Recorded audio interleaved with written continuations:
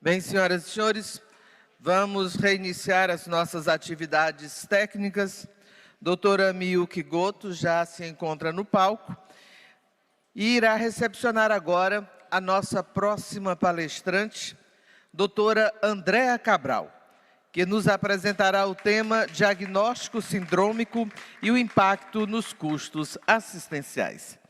Nossa convidada é médica infectologista do Hospital Universitário Pedro Ernesto, da Universidade do Estado do Rio de Janeiro. É coordenadora do projeto Protect Stewardship de Antimicrobianos, da UERJ. Mestre em infectologia pelo Instituto Oswaldo Cruz, Fiocruz, Rio de Janeiro.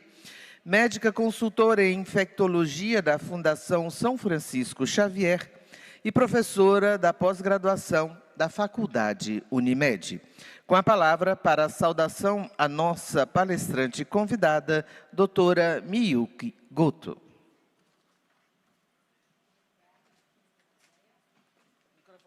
Doutora Andréa, muito obrigada.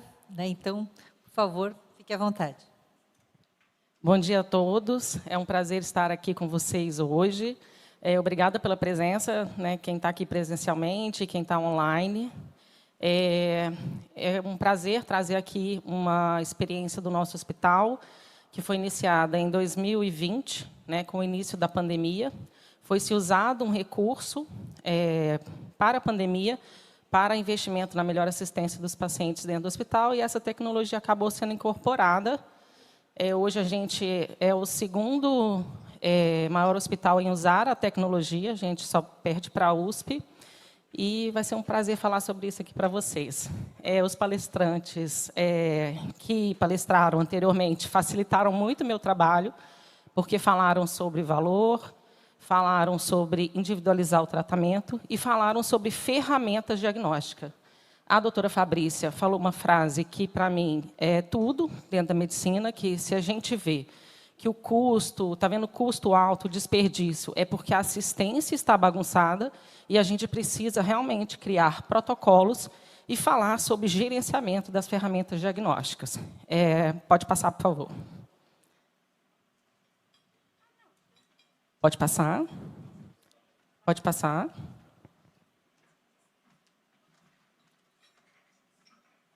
Eu quero. Pode passar. Essa é a minha declaração de conflito de interesse. Isso, mas eu acho que eu não vou conseguir passar e usar o laser depois. Eu quero, se você puder. Obrigada. Pode passar, por favor? Então, assim, entendendo um pouquinho... Acho que eu vou ficar em pé, se você não se importar. Entendendo um pouquinho o que é o diagnóstico sindrômico, lá no terceiro, quarto período de medicina, a gente aprende a fazer o diagnóstico das patologias, ou pelo menos pensar no diagnóstico pelo diagnóstico sindrômico, que é simplesmente você coletar sinais e sintomas dos pacientes para a gente pensar no possível foco para essa patologia. Então, no caso da infecção, a gente procura sinais e sintomas de uma infecção daquele determinado órgão e sistema. Para quê? Para a gente direcionar um tratamento, para a gente direcionar as ferramentas diagnósticas, para a gente dar um tratamento um pouco mais assertivo, assegurar o cuidado somente necessário para o paciente. E assim, reduzindo o custo e reduzindo o desperdício. E quando eu falo desperdício, eu não falo só de desperdício financeiro. Existe o desperdício de RH, o desperdício de energia, o desperdício também de horas ali prestadas de serviço. Pode passar. Aqui, falando do benefício econômico desse diagnóstico sindrômico, é justamente para a gente diminuir hospitalizações desnecessárias, diminuir média de permanência. Isso impacta também nas prescrições, que vão ser prescrições mais enxutas, direcionadas somente para o tratamento que o paciente precisa, evitando também assim as iatrogenias, que fazem também com que a gente dispare essa cadeia de pedir exame, de fazer coisas desnecessárias dentro do hospital. Pode passar. Um grande exemplo é a sepse. A sepse, dentro do hospital, ela se torna um grande desafio para toda a equipe de saúde, porque ela é uma infecção, a gente não sabe de onde vem, ela tem uma alta mortalidade, então justifica que eu dispare toda essa cadeia de solicitar exames e buscar o foco dessa infecção, e ela chega a ter uma mortalidade de 30% a 40%. Pode passar. E o que acontece? De 30% a 40% da etiologia da sepse, eu vou ter uma infecção corrente sanguínea associada. Ou ela vai ser primária ou secundária a algum foco. E isso vai custar para a gente em torno de 1.000 euros por dia. A gente tem estudos no Brasil, mas eu ainda acho que a gente ainda está muito iniciante em calcular esses estudos de farmacoeconomia dentro do hospital, principalmente porque não há transparência para hospitais que não têm que não têm o capital aberto sobre esses custos e esses gastos. Pode passar. Então, eu trouxe aqui um estudo do Dionel. Esse trabalho é muito legal. Eu tive presente com ele lá no último Congresso Europeu. Ele voltou a falar sobre todos esses dados desse relatório. Esse relatório é muito interessante. Quem tiver interesse em ter na íntegra, eu posso enviar. E ele calculou, né, por métodos matemáticos, que até 2050, se a gente não fizer nada, as patologias associadas à resistência antimicrobiana, elas vão matar mais do que câncer e mais do que diabetes. Então, está aqui, ó, em verdinho. O laser point não está funcionando muito bem que me falaram. Mas, quem quiser, eu posso mandar depois o relatório. Esse relatório é muito interessante. Pode passar. Nesse relatório, ele fala também que, se a gente não fizer nada, a gente vai ter uma morte a cada 3 segundos. Pode passar. E um fator muito importante, a gente sabe que tem outros fatores, eu vou falar aqui, que são comportamentais, é que a grande maioria dos antimicrobianos hoje, dentro do hospital, são prescritos de formas desnecessárias, ou individualmente ou em associação. E hoje, eu acho que quase que 2/3 dos antimicrobianos são feitos de formas desnecessárias. Por quê? Porque não sabemos a causa específica da infecção. Qual é o agente etiológico? Então, a gente precisa começar grande, igual fala no protocolo de sepse, mas ninguém fala lá como é que a gente vai tirar aquele antibiótico. Então, no protocolo, tem lá a Golden Hour, eu preciso iniciar o antimicrobiano, mas quando que a gente vai tirar? Quando que a gente vai descalonar? Isso não tem lá no protocolo, a gente precisa evoluir nisso. Pode passar. E no relatório, e depois várias entidades também já publicaram sobre isso, que a gente precisa de ter ferramentas que sejam rápidas, que sejam precisas no diagnóstico. Assim como a gente tem no câncer, a gente não trata individualmente pela genética, a gente também precisa, na infecção, pensar em tratar pela genética e pelo agente etiológico. A gente não pode mais ficar tratando vírus como bactéria. A gente viu que a gente não aguenta isso. O resultado está aí. E por quê? Volta só um pouquinho. Quando a gente pensa em tempo, como que é feito hoje na maioria dos hospitais? A gente pensa no diagnóstico, institui tratamento e assim finaliza. A maioria dos lugares. E a gente está muito preocupado com o MATMED que está sendo gasto aqui. Sabe por que está sendo gasto esse MATMED aqui? Porque está muito longo esse tempo. Ele não tem precisão nenhuma. Eu tenho que atirar para tudo e quanto é lado. Na metodologia convencional, por exemplo, no tratamento das infecções, a gente utiliza a cultura, então a gente institui tratamento, e lá pelo 5º, 7º dia, a gente tem algum resultado, e a gente pode realmente individualizar. Porém, os protocolos de tratamento hoje, eles duram 7 dias. E aí? Para que está me servindo essa ferramenta diagnóstica? Se ela já chega para mim, no momento, é que eu já estou tirando o antibiótico, né? E o diagnóstico rápido, preciso ou molecular, a gente vai ter isso em 24 horas, 36 horas, e é exatamente isso que eu vim aqui, trazer experiência com os painéis de biologia molecular, PCR multiplex, lá dentro do Hospital Universitário desde 2020. Pode passar. Então, aqui eu já falei que não é somente a ferramenta diagnóstica. A gente precisa de dinheiro, precisa investir em vigilância, precisa também investir em higiene de mãos. Sabemos o tanto que é difícil isso aqui. A gente estava no Congresso de São Paulo semana passada, a gente estava falando que, para a gente impedir a transmissão cruzada dentro de uma UTI, por exemplo, a gente precisa de mais de 70% de taxa de positividade na adequação da higiene de mãos. Sabe quem tem isso? Didi EPT, quem gosta de higiene de mãos, Didi EPT lá na Suíça. Aqui, a gente ainda está longe. Os nossos hospitais, o que tem uma melhor qualidade, tem aí 40, 50, não tem mais do que isso. Então, interferir no fator comportamental é muito complicado, mas a gente tem que buscar. Não acho que a gente não tem que buscar, não, temos que buscar. Mas isso tudo aqui vai gerar uma melhor assistência e vai deixar o paciente com mais valor em relação à saúde. Precisamos de novas drogas, também vou falar um pouquinho disso. Então, já é uma preocupação da Organização Mundial de Saúde, e que ela fala que, hoje, raramente um antibiótico ele é prescrito de forma precisa, e que a gente precisa ter essas ferramentas diagnósticas para gerar uma melhor assistência. Pode passar. O Tedros, todo mundo conhece, toda hora ele está aí falando sobre as urgências em saúde pública. Ele também entende essa necessidade e fala que só quando a gente conseguir desenvolver essas ferramentas diagnósticas, e elas têm que ser rápidas, disponíveis, simples, para que a gente tenha, pelo menos, uma real dimensão do tamanho do problema. Pode passar. Saindo um pouco só da Organização Mundial da Saúde, a gente tem esse documento também da Casa Branca, de 2015, e isso é antes da pandemia, já falando que a gente precisa desenvolver, validar novas ferramentas diagnósticas para que a gente tenha um controle e impeça a resistência de vários patógenos que já são de interesse da maioria, né, dos hospitais e todo mundo que trabalha com a área da saúde, que são esses aqui, ó, as enterobactérias, os estáfilos, as salmonelas e as neisserias. Pode passar. Trouxe esse quadro aqui. Aqui a gente tem o grupo de antimicrobianos novos, de interesse para a gente, para tratamento de bactérias multiresistentes. Nesse quadro, a gente tem 3 antimicrobianos que estão disponíveis, que são os 2 primeiros. Tá? São antimicrobianos que o tratamento deles chega a custar 20, 25 mil por semana. E nenhum deles vai agir, por exemplo, em Acinetobacter multi-R, que é um problema em todos os hospitais. Coloniza via aérea, quanto mais tempo o paciente fica na ventilação, mais tempo ele é colonizado. Então, a gente tem uma situação já de desespero para o acineto, por exemplo. Então, para as enterobactérias, a gente tem opções caras, e que, muitas vezes, o médico lança a mão e pede lá no 5º, 7º dias. Será que vai adiantar? Será que vai ter um bom resultado?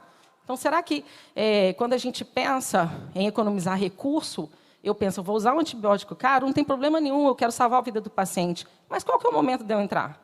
Lá no 7º dia, depois que eu vi que é uma bactéria multiresistente, ou é lá com 24 horas? Né? Vamos passar?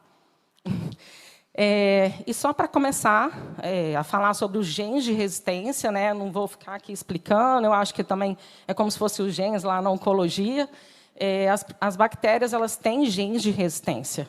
E hoje a gente utiliza os testes genéticos para identificar esse gene e orientar uma antibiótico terapia e, principalmente, descalodar o antibiótico de acordo com o que foi isolado. Pode passar? Então, esses são os painéis de biologia molecular que a gente usa lá no hospital desde 2020.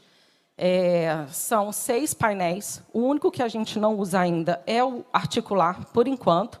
Mas, hoje, 100% das nossas hemoculturas elas vão para o painel de biologia molecular. Esse segundo aqui, ele tem 43 alvos, 26 alvos de bactérias, 7 de leveduras e 10 genes de resistência. 100% dos nossos líquos com suspeitas de infecção eles vão para o painel de biologia molecular também, onde é identificado bactérias, vírus e uma levedura também.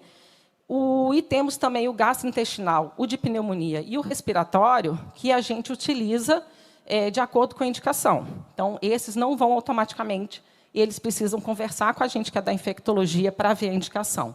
Pode passar, vou falar um pouquinho mais deles. Esse é o painel de biologia molecular de sangue. A gente usa, pode ser chamado para sepse, e a gente usa para toda hemocultura positiva que surge no hospital, identifica bactérias gram-negativas, gram-positivas, leveduras e o gene de resistência. Poxa, André, aí não está 100% das bactérias. Não está. Mas mais de 90% das infecções hospitalares elas são causadas por essas bactérias. Tá? Pode passar. E aí eu trouxe um caso clínico que é bem interessante. Eu não vou detalhar, mas vocês vão entender bem o que está aqui, porque é um paciente que ficou internado muito tempo e que toda hora recorria com infecção de corrente sanguínea. É esse paciente que não sai, que fica não sei quantos meses. Né? Então, é um paciente de 2 anos de vida, internado por síndrome do intestino curto e passado de várias infecções relacionadas à assistência de saúde. E aí, ele usava NPT e, há alguns dias, ele estava com uma taquicardia. Pode passar. que é interessante é que no exame físico dele, a gente não notava grandes alterações, pode passar. E eu quis trazer um pouco da história dele, né? Então, ele era um paciente que ele teve uma infecção de corrente sanguínea lá em 27/8, aqui no segundo parágrafo, né? E aí foi retirado o acesso, a hemocultura veio positiva, ele implantou uma PIC, teve sangramento, foi para a UTI, sangramento predispõe à infecção, manipulação dentro da UTI predispõe à infecção, voltou, teve infecção novamente, tirou a PIC, foi iniciada a antibiótico terapia, foi puncionado catéter profundo, enquanto isso ele NPT, né, até que mais uma vez colocam um catéter profundo dele em 24/10, e ele mantém taquicardia, hemograma, com hemograma sugerindo infecção, com anemia ferropriva, e uma PCR aumentada, de 74,4. Pode passar. Esse paciente ele já tinha tido várias infecções de corrente sanguínea, várias infecções de catéter e colonizado por várias bactérias. Então, numa suspeita de uma nova infecção, o que a gente faz? Pode passar. A gente começa um antibiótico de largo espectro. E a gente começa... Aqui tem 3 classes de antibiótico. Teico, mero, fluco. Quando a gente não começa a coisa até mais acima. Foi retirado o antibiótico, né, foi suspenso o NPT, foi iniciada uma dieta via oral, mas ele tinha indicação de um novo catéter. Pode passar? E no painel molecular dele, o que a gente identificou? Se alguém quiser ver na prática, eu estou com eles ali para mostrar como que... Até imprimir, não posso passar, mas depois, se alguém quiser, pode me procurar que eu mostro como é que funciona. Aqui identificou o estáfilo e aqui... eu sei que é o Staphylo epidermidis. Sabendo disso, e o paciente sem muitas repercussões hemodinâmicas, só eu tirar o catéter resolve. Eu não preciso tratar. E foi o que aconteceu. Pode passar? Esse paciente, né, no segundo dia a gente identificou, no terceiro dia foi suspenso a antibiótico terapia desse paciente. Então, o benefício, né, da tecnologia para a gente suspender quando tiver indicação, né, não é sempre que tem indicação, ele vai ajudar na média de permanência, vai ajudar na iatrogenia, né? É um paciente que vai usar menos classes de antibiótico, vai evoluir menos para disfunção renal, vai ter todo um cuidado muito melhor gerenciado. Pode passar. E aqui, qual que é a nossa preocupação lá? Como controlar esse consumo. E, ao longo desses anos, a gente aprendeu como controlar esse consumo. Então, a gente tem esse fluxograma desenvolvido pelo professor de microbiologia lá da universidade, em que, quando cresce um gram-negativo, vai direto para o FilmAway, né, vai direto para a biologia molecular, mas, quando cresce um coco gram-positivo, se ele é positivo até 24 horas, uma garrafa ele segue também para a biologia molecular, principalmente da UTI e NEO-IPED. Quando é de adulto, eu preciso que, né, seja sinalizada as 2 garrafinhas, mas quando é em uma só, e principalmente mais de 24 horas, eu sigo a cultura convencional, para que eu tenha... Porque a suspeita aí de contaminação é muito grande, assim como cresce também quando cresce o bacilo gram-positivo, que eu tenho suspeita de contaminação. Então, a gente não libera o painel molecular para essas situações por suspeitas de contaminação.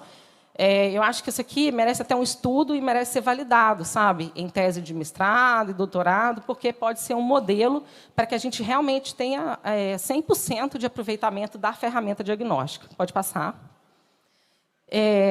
Aqui, mostrando um pouquinho sobre o tempo. Vocês estão vendo? Acho que eu estou na frente de vocês. Tem certeza? Desculpa.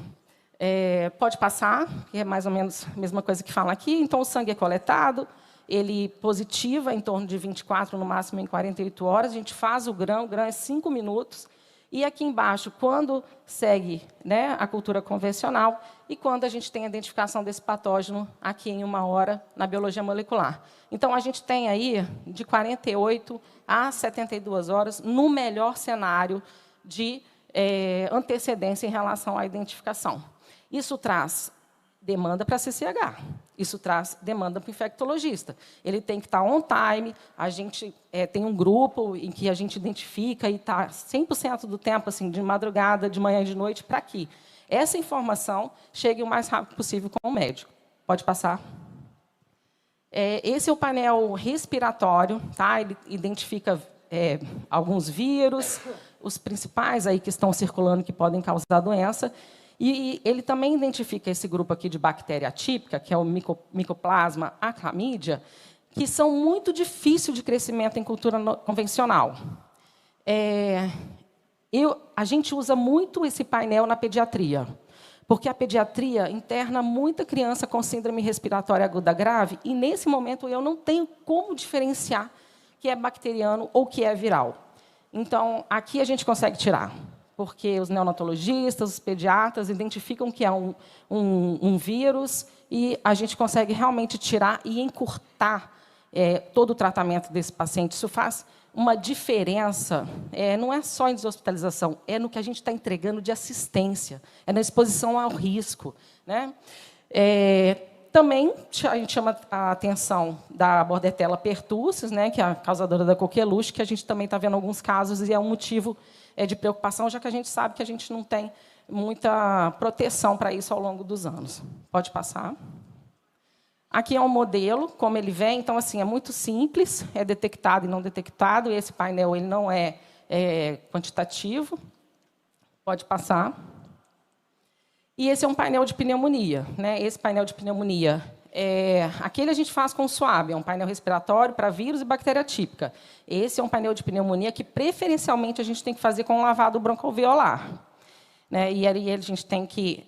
o ideal é que a gente realize assim que o paciente seja entubado, né? Porque aí eu vou ter menos chance de crescer ali bactérias que estejam colonizando. Ele só amplifica quando cresce acima de 10:4. Então, acima de 10:4, ele vai amplificar. E a gente vai considerar cópias como se fosse colônia. Eu vou mostrar o laudo aqui. Mas qual que é o interessante dele? Vai identificar as bactérias mais prevalentes na infecção hospitalar hoje, também vai identificar as bactérias atípicas, alguns vírus e os genes de resistência. Então, muitas vezes, ele vai ajudar, e muito, a retirar os antibióticos iniciados para aquele tratamento, aquele paciente que está na UTI com 2, 3, 4, às vezes até 5 classes de antimicrobiano. Pode passar. Esse aqui é um modelo de laudo, e aqui na primeira página a gente tem a bactéria com um número de cópias, que mais ou menos vai corresponder ao número de colônias, e aqui a gente tem os genes. Pode passar. Esse é o painel de meningite. Esse é um painel que ajuda muito também, porque as síndromes neurológicas, muitas vezes, elas são muito parecidas, e a gente não tem coragem de deixar o paciente sem antibiótico. Mais do que isso, quando ele não melhora com antibiótico, ele ganha antiviral, ele ganha antifúngico, ele ganha muitos tratamentos concomitantes. Os pacientes imunossuprimidos, nos pacientes com HIV, é um grande problema, porque muitos locais não têm o nanquim, o teste do nanquim. Você não tem o látex para cripto, né? Então, muitas vezes, uma ferramenta desse diagnóstico vai impedir que o paciente use uma anfotericina, ou que seja cara, ou usar a barata, que vai dar disfunção renal, que vai levar o paciente para a diálise. E a gente consegue dar segurança para o médico e para todo mundo que é aquele agente que está ali. Então, a gente tira, e tira com segurança. Muitas meningites, elas são assépticas, ou podem também ser por vírus que não vão estar ali causando tanto problema. Isso dá segurança para eu tratar o doente um tempo e seguir com ele lá no ambulatório. Em relação a herpes, então, ele é muito bom, porque eu falo que a meningoencefalite por herpes ela é muito parecida com TEP. E, se você não pensar nela, ela te pega. E você perde o diagnóstico. E o paciente morre rápido. Eu já vi neurologista e chorar as pitangas comigo no outro dia, porque subestimou um sintoma neurológico de um paciente que achava que era até uma síndrome conversiva, e era uma infecção por herpes, e o paciente morreu. Então, a gente usa e gosta muito desse painel. Pode passar. Esse é um painel gastrointestinal. Inicialmente, eu achava que assim, eu não ia ter tanta demanda para ele, e hoje é um dos painéis mais usados pelos oncologistas e pelos clínicos que tratam os pacientes com câncer. Hoje, até tem certas quimioterapias, vou mostrar aqui num caso que podem evoluir com diarreia, podem causar diarreia, e muitas vezes isso fica confundido, e a gente fica aí sem saber o que está acontecendo, porque eu acho que não tem muitos laboratórios mais especializados em exame de fezes. Eu acho que não tem mais. E, muitas vezes, algumas dessas bactérias são muito difíceis de cultivar e crescer. Então, esse paciente fica internado 2, 3 semanas, fazendo distúrbio de eletrolítico, fazendo sepse, tendo várias alterações hemodinâmicas, porque a gente não consegue identificar o agente etiológico. Pode passar. Eu trouxe esse caso. Esse caso é de um paciente que estava tratando um adenocarcinoma com QT, não estava respondendo, eles mudaram a quimioterapia do paciente, e essa quimioterapia dava diarreia. E ele evoluiu com diarreia, chegou a ter 20 episódios num dia, com muita desidratação, e o residente me liga sábado à noite. E aí, como a gente tem a obrigação de formar, de acordo com toda a semiologia, ele me pediu o painel gastrointestinal, e eu falei assim, não. Primeiro você vai examinar, primeiro você vai fazer o EPF. E passou 5 minutos, eu pensei assim, poxa, esse paciente está grave, está com alteração hemodinâmica, se eu tenho que usar a ferramenta para salvar a vida logo, e quanto mais cedo melhor, eu vou usar. Aí liguei para ele e falei, olha só, está liberado, é sábado à noite, pode fazer. Pode passar, por favor. Pode passar. Claro que começaram antibiótico para ele, tinha que começar. E cresceu o Campylobacter. No domingo de manhã, ele me manda que cresceu. Aliás, cresceu já na madrugada. Cresceu o Campylobacter. Foi uma surpresa para mim. Eu não esperava. Para mim, era da quimioterapia. Pode passar. Ele iniciou o tratamento com azitromicina dose única. E depois de 5 dias, ele já estava em casa. E qual que é o interessante? Passa, por favor. Ele fez o que eu mandei. Ele pediu o EPF, que não deu nada. Ele pediu a toxina, para já ir adiantando, que também não evidenciou nada. E é um agente que temos muita dificuldade em cultivar na microbiologia. É quase impossível. As pessoas não têm o hábito de cultivar o Campylobacter. E como tem evidenciado isso nos pacientes oncológicos? Então, foi muita contribuição para esse paciente, porque ele ia ou ficar lá tratando uma diarreia por 20, 30 dias, ou eu ia ter que sugerir a troca do quimioterápico, que não era o ideal para ele, por causa de uma diarreia que era infecciosa. Então, assim, quando a gente pensa, por que está gastando muito? Por que está gastando muito? Será que o médico sabe o que ele está tratando? Será que o médico tem certeza do caminho que ele está conduzindo esse paciente? É por isso que a gente está gastando muito. Eu acho que 10% pode ser algum tipo de má intenção, mas 90% é desorganização. Pode passar. Então, aqui tem um artigo mostrando que essa identificação precoce das bactérias multiresistentes, do mecanismo de resistência, faz com que eu coloque esse paciente em isolamento mais cedo, né? E isso é muito importante, porque eu vou impedir aquela transmissão cruzada. Pode passar. Esse é um outro artigo falando que, quando a gente combina aqui, ó, o stewardship de antimicrobiano com o PCR multiplex, a gente consegue individualizar o tratamento com menos de 24 horas. O que normalmente acontece lá com 5, 7 dias. Então, com menos de 24 horas, eu já consigo tirar antibiótico e conduzir uma terapia correta para esse paciente. Não é 100% das vezes, mas muitas vezes eu já consigo. Pode passar. E aqui não ficou tão bom para visualizar, mas depois a gente pode enviar esse trabalho também, falando dos custos, né? E aí a gente fala de custo assistencial, em que a gente teve também, com o uso do PCR multiplex, né?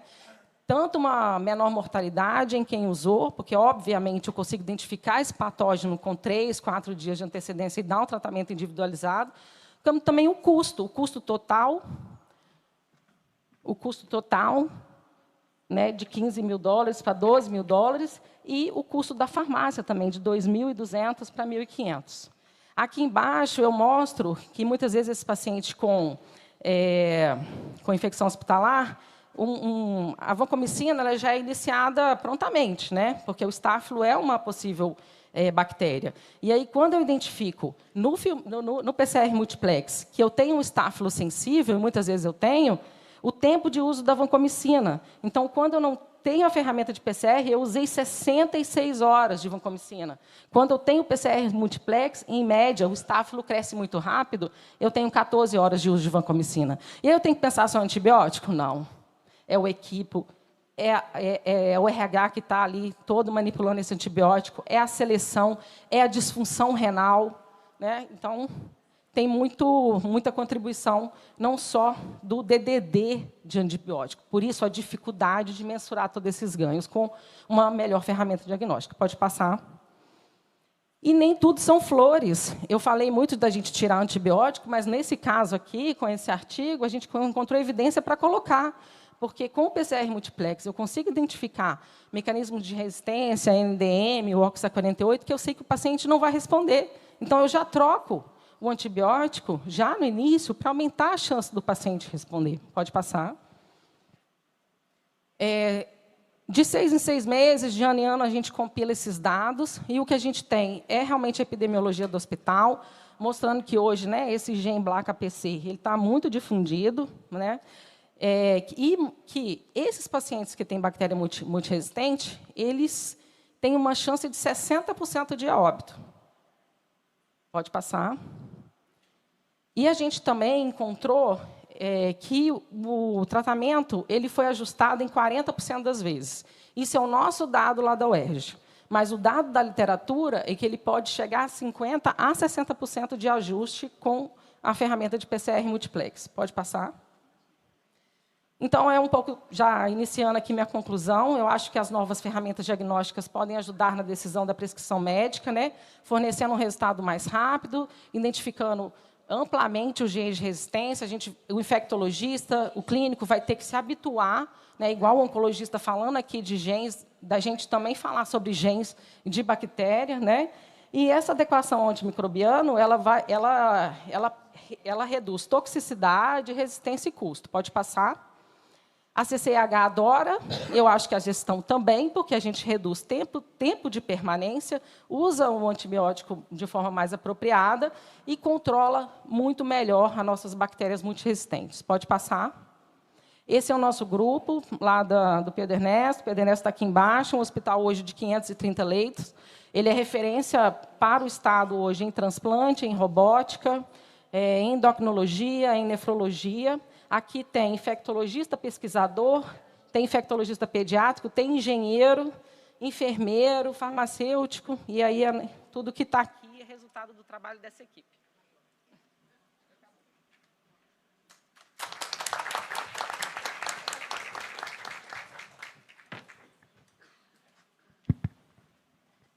Oi, Andréa, tudo bem? Eu sou Clarice Petramalli, tenho interesse em saber mais como vocês fizeram lá, né? Tem sido um grande desafio a incorporação desse produto, que evidentemente tem muitas vantagens quando bem empregado.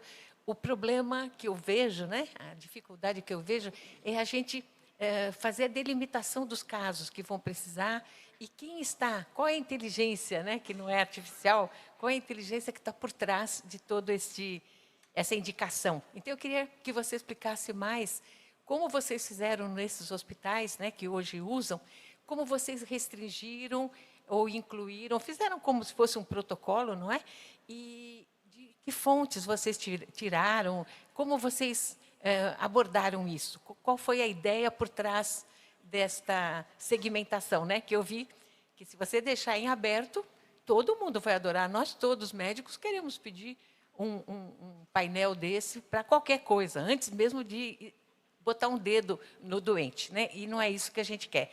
A gente quer que tenha uma inteligência por trás, um plano, né, de ação e também um plano de saída, né? Nós queremos saber se vai ter benefícios para o doente, né? Não simplesmente um gasto pelo gasto, que não é o caso. Então, se eu pudesse explicar como vocês chegaram nesse protocolo, deve ajudar para que a gente possa, no futuro, ter uma incorporação no SUS para os casos que são eleitos, né? Foram selecionados como os de maior chance, né, da gente ter realmente um impacto com esse exame, que ainda é um exame, não é caríssimo, mas ainda é um exame caro para ser usado, digamos assim, para todo mundo.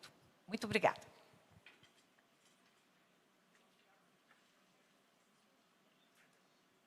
Obrigada pela pergunta. Tá uma honra estar trazendo a nossa experiência aqui. O que acontece?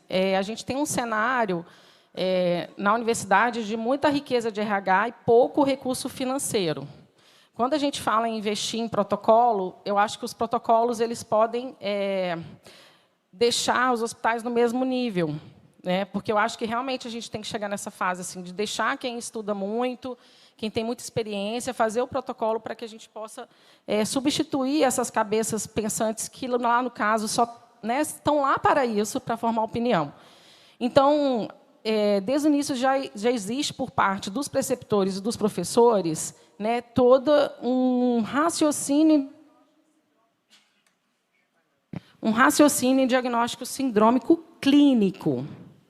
Então, o residente, o aluno, ele é ensinado a formar. Então, acho que esse é o primeiro passo. Tudo isso foi incorporado com a cadeira de microbiologia e os professores de microbiologia, porque eles estão muito dentro do processo, eles conhecem os erros operacionais que acontecem nisso. Foi muito importante que a gente tivesse clareza em tratar desse assunto e até chegar naquele protocolo final, por exemplo, do sangue. Porque é lógico que ali pode ser que passe alguma bactéria gram-positiva, mas a gente precisa pôr um corte. Então, por exemplo, lá em 2020, antes de 2020, a gente chegava no hospital e realmente era um desespero, porque a gente via assim, 100, 150 tratamentos muito complexos. Para a gente da CCH era muito difícil tirar antibiótico, era quase uma pagelância. Porque como é que eu vou tirar se eu não tenho nada isolado? Então, era mesmo uma pagelância. Hoje, você chega lá, tem 20, tem 15. Infelizmente, para a questão de transparência assim, de financeira, a gente não tem esses dados. Mas o resultado assistencial a gente nota a cada dia. E a gente está formando pessoas na interpretação e na utilização hoje dessa tecnologia. A gente entende que o sangue e o líquor são estéreis. A gente entende que as infecções de sangue e de líquor elas são ameaçadoras à vida. A gente entende e a gente sabe pelo protocolo de sepsis que a gente precisa iniciar antibiótico rápido e grande. É isso que o protocolo fala para a gente. E aí, quando a gente pensa também no custo de manter esse paciente ali com merivanco, com meropoliamica, 7 dias, faz insuficiência renal, a gente chega nessa conta, que é importante. O protocolo de sangue ele está ali. Aquilo é o resultado de 5 anos. A gente pode, inclusive, assim, se você tiver interesse, vamos lá visitar a gente conversa. Se quiser desenvolver algum tipo de ciência ali, uma tese, né, um artigo, para a gente tentar validar isso, até com outras instituições, eu acho importante. E o de líquor, para mim, é um vácuo maior ainda, porque eu faço consultoria em outros hospitais que não têm nem quem funcione, às vezes. E, quando funciona, se esse líquor não vai rápido para o laboratório, a bactéria ela morre. E o paciente está lá com ceftriaxona, vanco, aciclovir, fubê. Aí você olha e fala, meu Deus, e agora? Né? Então, assim, o do líquor, então, ele é essencial. E, quando cresce um herpes, e o herpes passa a perna na gente, é tratável. Né? Então, assim, tem um benefício muito grande. Esse paciente, a conta dele ela é muito maior. Então, para o líquor, eu acho que a gente tem que preocupar mais com a conservação, com o transporte, como vai ser feito, quem vai ser feito. E mais, tem que ter alguém que vai pegar essa informação e vai fazer chegar na ponta. E rápido. E rápido. Porque, se não tiver disposto, né, e aí eu não sei se, por ser uma ferramenta nova, bacana, cara... Não falo caro, né, mas que a saúde acha que isso é caro, mas se você, lá no Pedro, por exemplo, a gente faz, em média, 130 exames por mês. Aí, vamos supor que isso seja R$130 mil, uma quimioterapia é isso. Para um orçamento de 25 milhões, para a robótica que está lá dentro, para a prótese que vai infectar. Quanto custa uma prótese? Então, assim, a gente precisa ter cuidado na manipulação. Assim, essa é a vantagem dos painéis. Os painéis eles têm muita fácil manipulação. Um técnico consegue treinar e executar, e já sai o relatório. Né? Ele vai conferir alguma coisa, mas não precisa assim, daquela segurança, igual tem, né? Eu fiz mestrado na Fiocruz, então, para você entrar de biossegurança, né, 3, 4, você não precisa ter tudo aquilo. Claro que precisa ter condições mínimas, né, mas não precisa. Já o painel respiratório de pneumonia e gastrointestinal, nós concentramos na gente. Então, o médico ele precisa de... Para você, seria um laudo, né? E alguma evidência, enfim.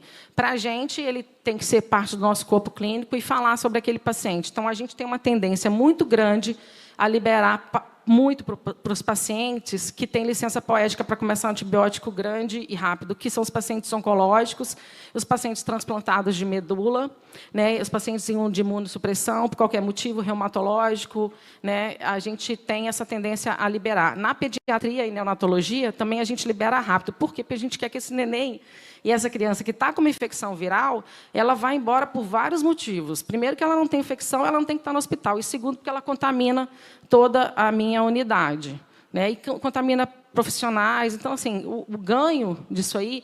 Agora, não, às vezes, a gente faz um estudo de 20 dias e de 30 dias, e eu não acho que é suficiente, tá? Porque precisa de mais tempo para você entender o ganho disso aí. É uma mudança de mentalidade, né? Eu lembro assim, que, para a gente ter certeza de um tratamento de infecção, a gente tem que fazer uma biópsia, antigamente, né, e crescer em cultura. Depois da Covid, a Covid ela trouxe o PCR multiplex para a gente.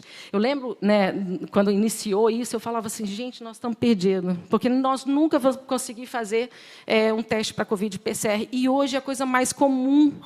Então, hoje se popularizou, e posso te dizer, graças a Deus, a gente sente muita frustração de não conseguir tratar um paciente com bactéria multiresistente. Nós temos que fazer alguma coisa rápido. E quando eu vou falar para o gestor, eu falo assim, não adianta você ter robô, não adianta... e antes eu falava assim, porque você não sabe lavar a mão, mas não é só uma questão de lavar a mão hoje. É uma questão que as bactérias vêm de fora. Às vezes, por causa do consumo na veterinária, as bactérias já vêm bactéria residente da comunidade. Então, assim, a gente tem que fazer a nossa assistência dar certo e a gente tem que usar o instrumento.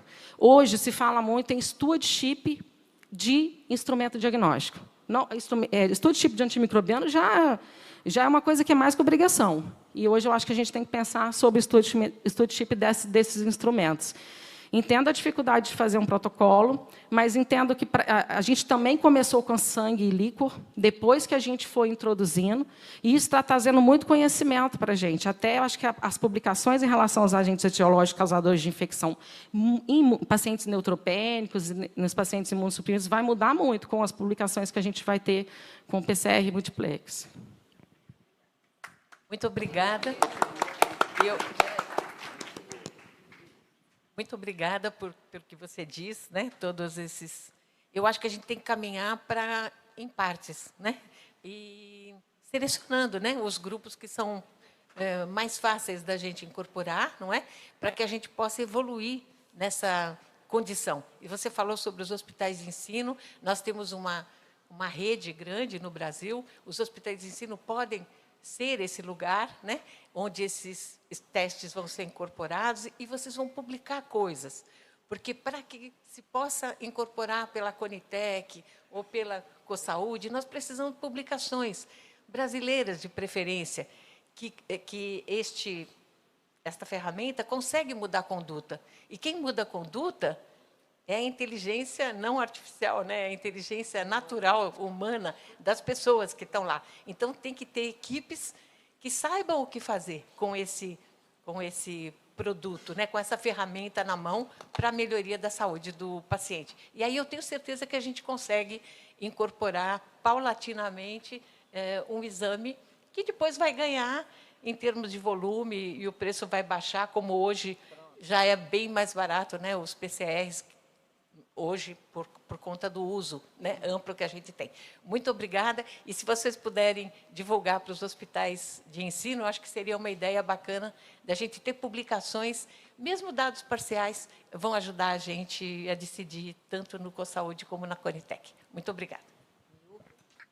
Muito obrigada. Então, doutora Andréia. Eu queria deixar só dito, eu já coloquei até no WhatsApp da ABEA, que tem uma consulta pública para o painel de meningite, e dizer que quem negocia com o hospital tem que ver isso aí, gente. Quantas vezes a gente paga antibiótico? Eu mesmo paguei quantas vezes meropenem, não sei quantos vidros, e depois troca tudo porque não era aquela... Hoje a gente tem esses exames que podem ser assertivos, então a gente tem que começar a ver na negociação com os hospitais quem está. O Hospital da Unimed é um projeto piloto que já tem, tá? Com esses painéis. Então, acho que vocês têm que levar isso para casa como dever de casa, porque é custo-benefício para o paciente. Aqui a gente não fala para a operadora de custo-benefício, nem para auditor, nem nada. É para o paciente. Muito bem.